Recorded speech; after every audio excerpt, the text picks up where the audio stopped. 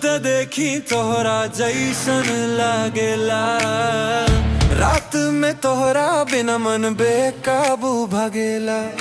सपना में रोज तू आवेला ओ सजनवा, आँख खुलते फेरा हो जाला दुखनवा।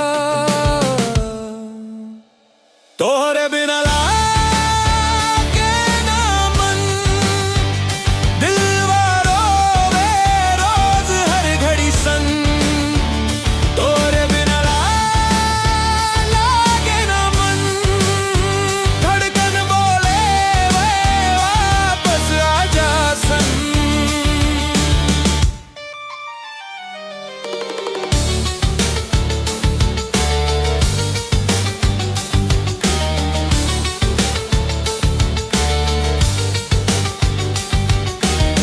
हवा में खुशबू तोहरे नाम के, सांस में बसल बानी हमार जान के।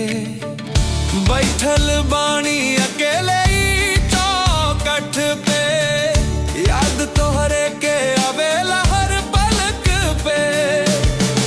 बोल जनाब कैसे जी तोरा बिना, हर खुशी लगेला अधूरा बिना। दिलवा के दर्द तू बूझब सना।